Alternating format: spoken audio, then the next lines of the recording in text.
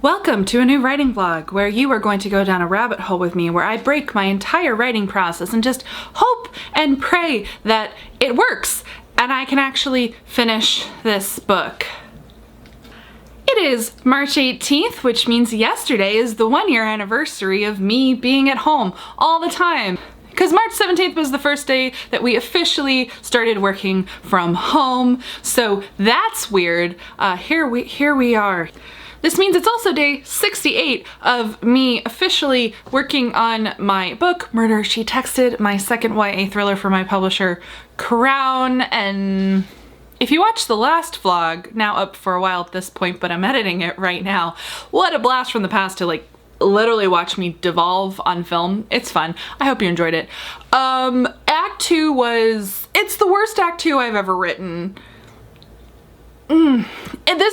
And it's because this book is both the most planned book I have ever written. The irony, honestly proof that I really outlining wouldn't work ultimately because I would probably just break my outline anyway. So that's the thing, I planned this book more than any other book and I am sticking to the top line plan, but I'm finding I knew it was my most ambitious book to date. It is proving to be my most ambitious book to date, and thus, because of that, I have to be brave and try different things. So the first half of Act 2 was slow moving torture. I pushed through, I stayed persistent, I kind of basically forced myself to write 500 words a day on as many consecutive days as humanly possible, and you know what? I'm proud of myself. This is the first book I've tried to write in quarantine, and yes, it is harder. Everything is harder. Concentration is shot, so many things going on.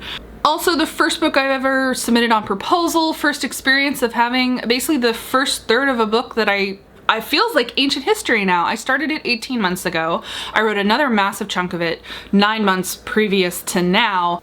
It's just been itching at me so hard that Act 1 is long and doesn't have all the foundational pieces I need for this mystery / thriller to work. And I always knew I would go back and fix it later, and I couldn't take it anymore, and I'm fixing it now. So I am a few days into that. So far, so good. I've written almost 1,500 words of earlier chapters / scenes, so that's the thing. We're going full chaos process. I'm writing out of order. I started with just a vivid scene that came to me, a party scene that I'm gonna insert earlier. I wrote the middle part of it, then I jumped to a latter part of that in a different kind of setting, like a transition, but I haven't written the transition yet. And then I jumped back to the beginning to write the beginning. I wrote one line of something that's gonna come after see, it's so complicated even to explain. And then I jumped back to what will be the chapter that precedes it to write another critical series of scenes in terms of character setup, because one of the characters in that scene is gonna have to be in this next one. It's chaos, but I'm actually kind of enjoying it. I feel very energized because I finally know these characters. I finally really know what I need to do foundationally in Act 1, and I'm already feeling heartened that it feels tighter already, because in that 1,500 words of essentially bits of 2 incomplete chapters, it's already being more efficient in terms of the storytelling than what I have of my 30,000 words of Act 1. That is just not okay. This might be the most overwritten book I've ever written, and so yeah, come with me on this journey raw. And you know, we're gonna see. Will I also jump around in terms of, will I write some of this Act 1 and then jump to some of the bits of Act 2 I still have to write? I don't know. We'll see. It's so exciting. I hope my editor doesn't watch this, or maybe by the time she watches this, she'll have this book. And that's the thing. It's gonna be so clean when I turn it in now. And that sense of calm, I'm hoping is gonna help more than it would have helped to keep pushing through and put off these edits longer. Yeah. Baby writer me would have been just scandalized, because baby writer me had to stop editing as I went and had to stop fine-tuning Act 1s in order to finish a book. But 6 books deep me is no, I can't write the second half of Act 2 until I fix Act 1. So that is where we are. That is where we are. Yeah. And I started a new puzzle. I am doing this Monet from Graphics. They're becoming one of my favorite puzzle companies. I've got a couple that I really like. I like Suns Out, Graphics. I was underwhelmed with Ravensburger, but I know I need to try a second puzzle. Oh, I tried a Buffalo Games that I really liked. They all have pros and cons, like Graphics, not this particular one. The pieces actually have like a soft matte finish, and one other Graphics puzzle was like that. Some of the other ones I found are a little shiny, so there are problems with glare.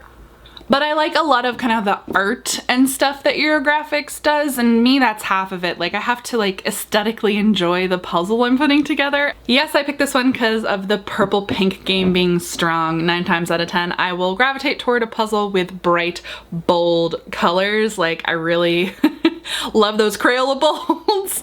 So yeah. So it's Friday, March 19th. So far, so good. Knock on wood. I've made some real progress in those early scenes. Last night I only wrote 500 words, but brevity is the soul of wit here. We're going for a tighter draft, not a longer draft. But that brings me to today's dilemma. How am I accounting for this progress now? Because I'm in a quasi revision drafting situation.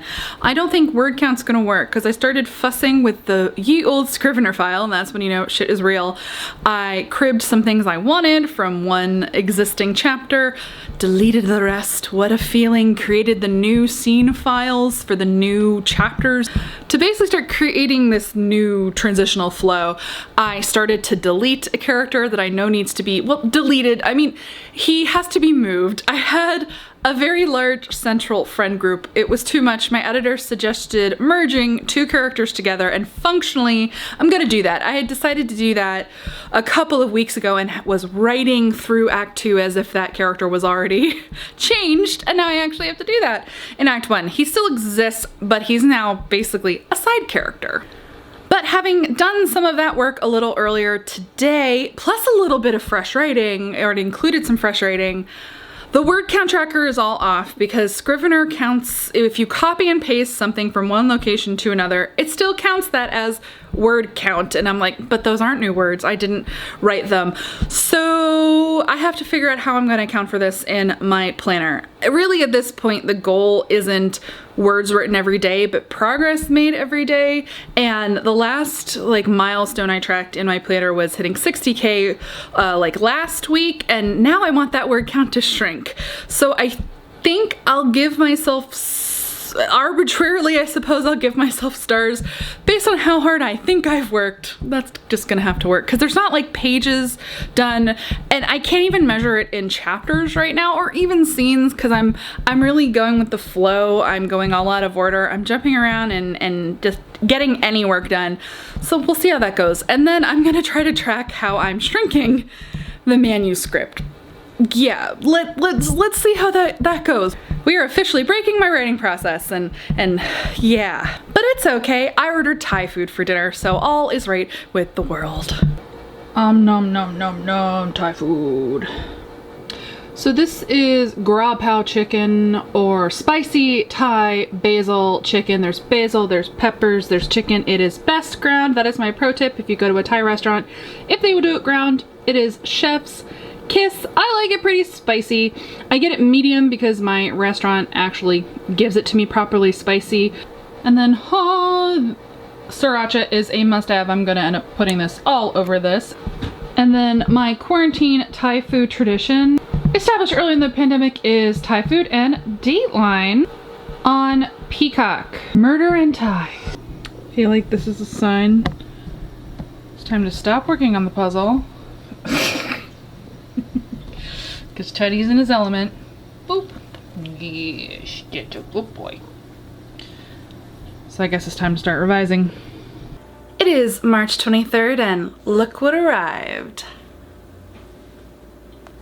And I love how the UPS guy knows what's up. He hand delivered it to me, so he used a sorry we missed you note just to say congrats. Thank you. I didn't see it till after, otherwise I would have thanked him personally. Let's open my silver play button up. Now, to give you a sense of like timing and how this worked, so when you hit your milestone, they're supposed to send you a notification in your creator studio, but I did some digging on YouTube, of course, on YouTube of all places, and I found a really helpful video that pointed me to the website I needed to go to, but also pointed out that they say you'll get your notification within a week, and then they say wait up to 3 weeks before you contact us, and once you contact them, it usually gets done in 24 hours. And so that's exactly what happened. I patiently waited for 3 weeks, hadn't gone through the manual review yet, because I'm sure they have a lot of channels to look at. And so I followed the steps, I emailed them, and within 24 hours I had the code that I needed, and I went back to the website, put in the code so that I could get my silver play button. From there, I think it was like, they notified me in less than a week, maybe 4 or 5 days, that they had created it, and then it was another 4 or 5 days until it shipped, and from the point it shipped, it was just a couple of days. Ooh, first of all, so here's the letter. This is on really nice paper. I'm a paper nerd. It's like it's really heavy. Ooh, you hear that wobble sound? So it's just a nice little letter. So this is what it looks like packed in the box. Oh, see how reflective that is? Now you can see the camera. Oh wow, this is, it's nice and weighty. That is literally a mirror. Ooh, I can check my makeup now. Presented to Alexa Donne for passing 100,000 subscribers. Now I get to be that cliche and like put it in the background of my videos. Oh, this is so cool. Ooh, so there's a depth here, and then like the play button is like a cutout. Ooh, that's a little sharp. I love it. Didn't hurt me, but it's sharp. This is legit. Oh, I smudged the mirror. Gotta keep it pristine. I know that this is gonna be buried in another vlog. I think I said it in the last one when I actually hit the milestone, but seriously, thank you everyone for watching and subscribing. This is bonkers. I don't say this to be humble, but genuinely, I didn't fathom that this was possible. Definitely not when I started my channel, but even as I was kind of chugging along, like when I hit those first few milestones, like, I mean, honestly, to me, like when I was in the 5K range, I was like mind blown, and then I hit 10. I honestly thought I was gonna like kind of even out in the 30K range just because of how AuthorTube is, and so reaching 100K is literally mind-blowing.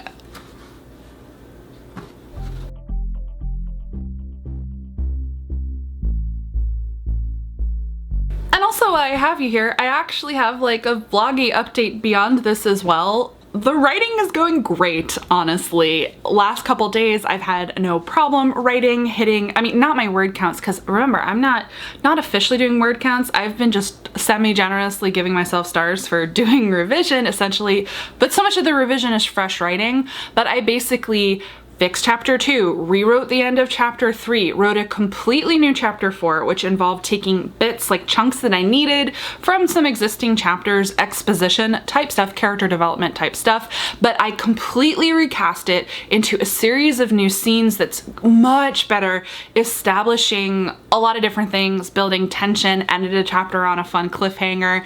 I'm now in that next chapter, so that's the new chapter 5, and I had already been working on that one, so I need to basically work on the beginning of it and then graft onto the end of it, which will then bring me into chapter 6, which again, I have like 70% of. And once I finish that, oh, one more, I'll have a new chapter 7 to write, a big fun set piece. And once that is done, I can smooth everything into the act 2 that I already have, like the build up into the break into 2, the murder, etc., which is now so much better built up. I'm so excited. Foreshadowing, I have it. And then I should be able to go back to where I left off around the midpoint, right after the midpoint, and hit the ground running. So far so good. Breaking my process is working really well. So it's Friday, April 9th. It's been a while for many reasons, and if you check my community tab, you know, and I mean, honestly, by the time this is posted, it'll be a while anyway. I have had a very rough 2 weeks. And today is an experiment to see if I can film. I haven't had a crying fit in a while. And I'm generally not someone who cries, but I've been crying a lot.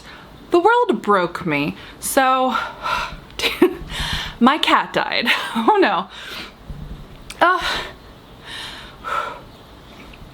Yes, one of the beautiful, wonderful kitties that you've seen in my vlogs got very sick very fast, which was, so I think the last update, I haven't been editing this vlog, so I think it's at least a 3 to 4 week gap between, because he was sick.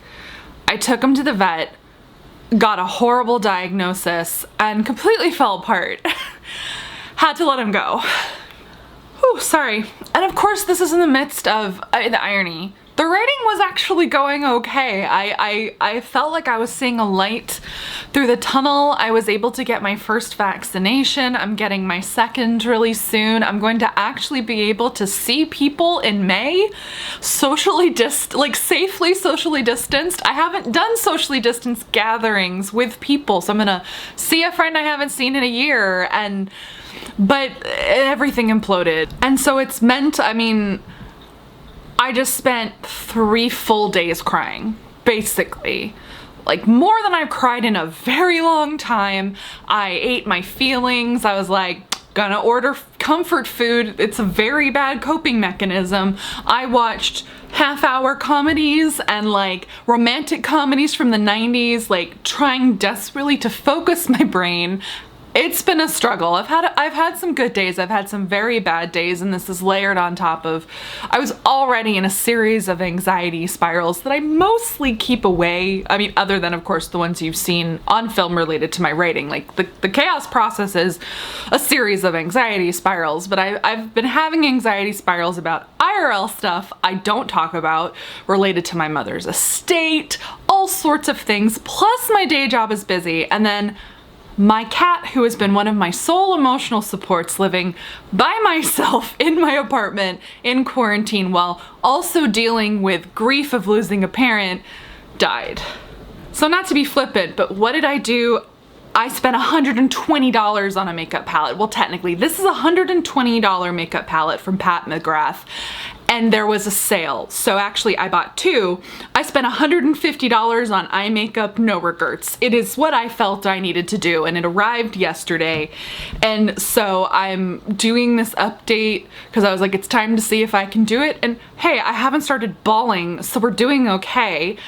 And I'm gonna put on eye makeup. I'm not gonna do the whole like get ready with me type thing, but you will see as I give you the rest of this writing update, I'm gonna put on makeup. So I will show you the inside. This is Mothership.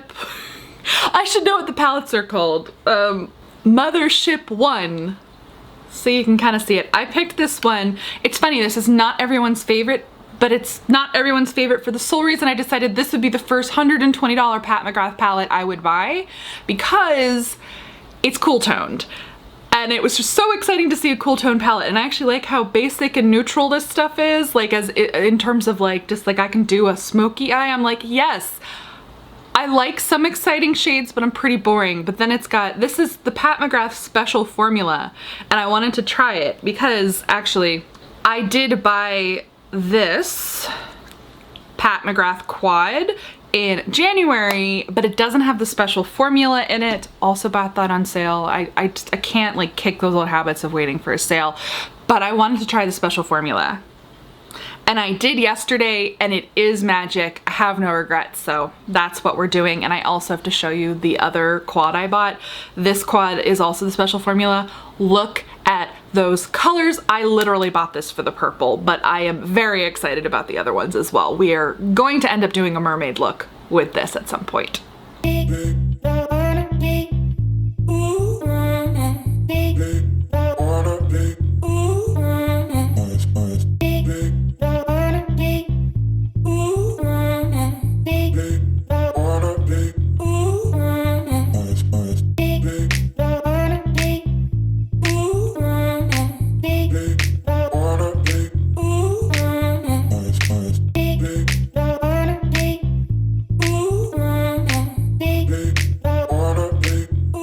I do just want to say and acknowledge that I do find it bonkers that I am now in this weird position of privilege to buy something like this. Literally, I remember being in Sephora. Essentially, it's before I started making money off my YouTube channel. If you want to know, I decided for myself years ago, I was like, AdSense money, I will buy makeup. I will give myself the permission to buy makeup, and that's an extravagance I never did before I had a YouTube channel, because I would go to Sephora, just buy like the basics, so like whatever my face powder was and concealer. I couldn't justify like the really expensive products, and I legit looked at Pat McGrath and was like, I will never buy a $120 makeup palette. Still waited for the sale, but it was very much a like treat yourself kind of moment.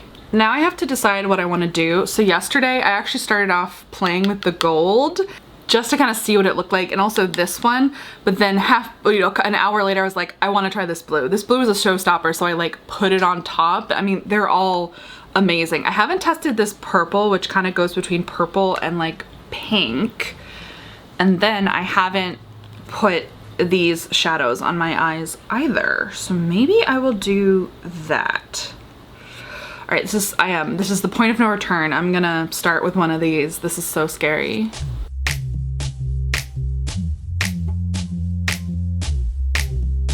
So I can tell from the way it feels, this turquoise isn't the magic formula one. I think that's the purple one in this one, and I think also the gold, but dang, that's the glitter I do not regret buying. Wow.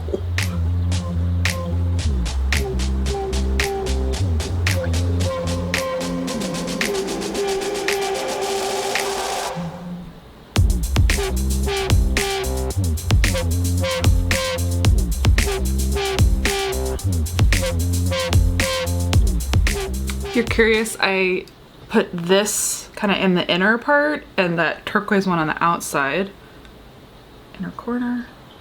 Wow. I think I look a little ridiculous, like a disco panda, but I don't have regrets. I don't do regrets. Also, my pro tip I found is that adding dramatic black eyeliner and mascara can transform a look that feels ridiculous as you're doing it into a much better finished look. Some people do false eyelashes. I just don't. But also, why live with regrets? Disco mermaid panda? I like it.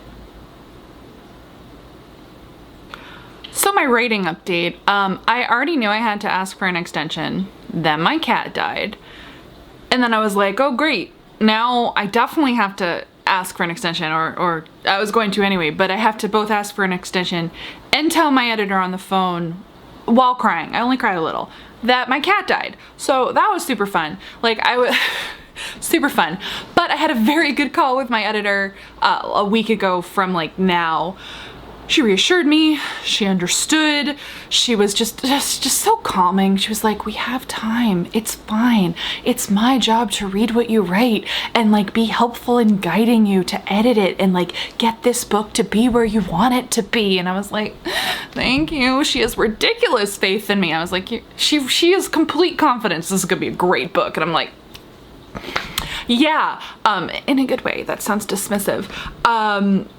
So she also was totally on board with my chaos process. I was like, look, I'm almost done editing Act 1. Now, because of the whole cat thing and anxiety spirals and all sorts of stuff, has working on Act 1 taken me literally twice as long as I thought it was going to? Yes. But has it gone swimmingly? Yes. Like the irony, I mean, while my mom was dying, I wrote parts of the Ivies. I finished the Ivies, so maybe when my life is awful, I do sometimes accomplish decent things, but genuinely, the alpha readers I have given the new Act 1 to really like it. I reread it myself a few days ago, and I fixed the problems that it had, the things that were bothering me. It doesn't feel like the pacing lags, the characterization work feels very on point because I know who the characters are now and I really know what I need to do. I think the romance progression is a little better, including the setup of the love triangle I've enjoyed writing so much, and my editor is excited to look at the book piecemeal. And I'll tell you, this isn't common. I was a little afraid to ask because you want to be that perfect professional writer who just turns in a fantastic complete draft, ideally on deadline, and your editor's like, brava, you're so well put together and I love working with you. But I was like, look, I've done a weird thing here and I'm behind and I'm asking for an extension, but would you like to read what essentially I've revised so far? It's actually mostly rewrites. I threw out, I think, 4 complete chapters and rewrote them. And she is down to basically read everything up to the break into 2. She's gonna finally get to read the murder, which is, I hope, so exciting for her, while I continue to push through on the rest of Act 2, going into Act 3 to finish this book, little past my official deadline, but still, you know, get it done reasonably on time-ish. So that is where I am.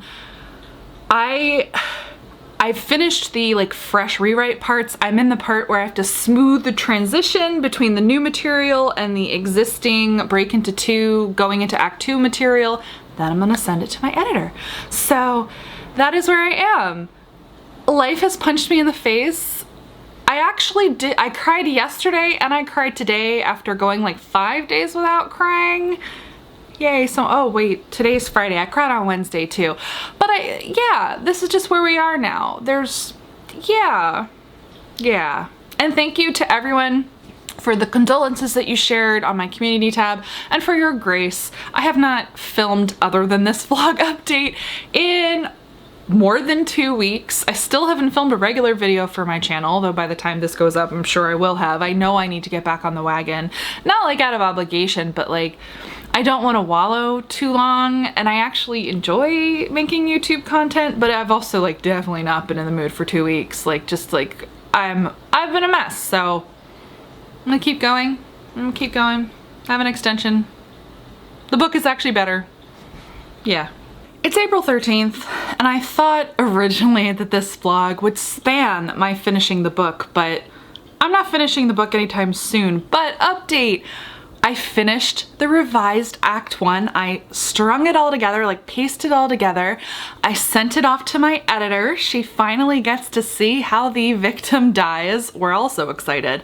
And I jumped back into where I left off in Act 2 last night. I properly wrote the midpoint turn. I had actually already been jumping around, and I had written past the midpoint turn before I came up with this bonkers plan.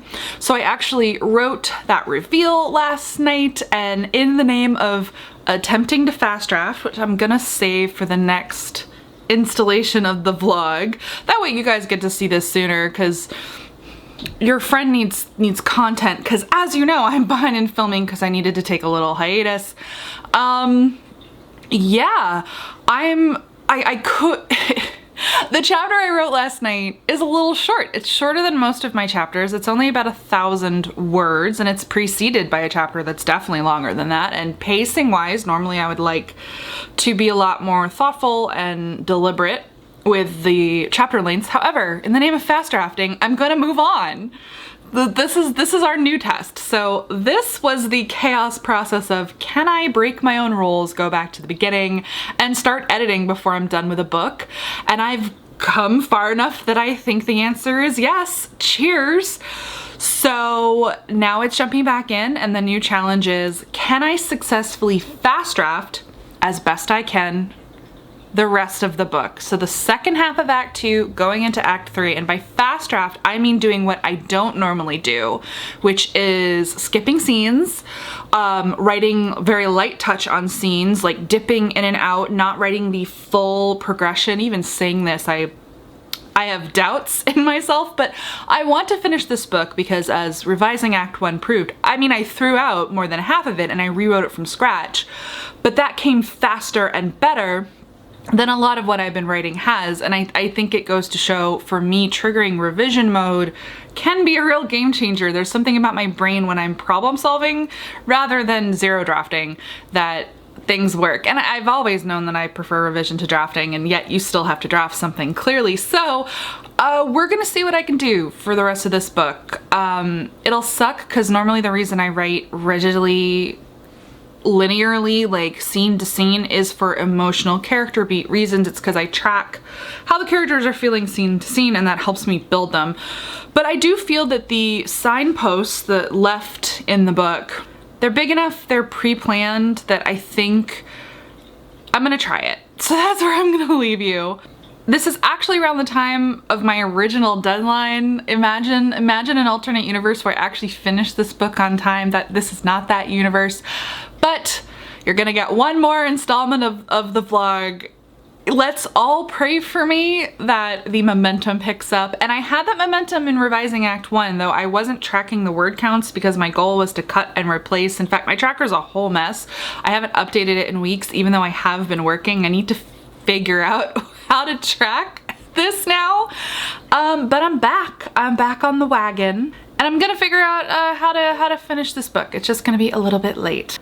My cat is visiting us for the outro, so give this video a thumbs up if you like it, and if you're not already subscribed to the channel, go ahead and do that. As always, guys, thank you so much for watching, and happy writing.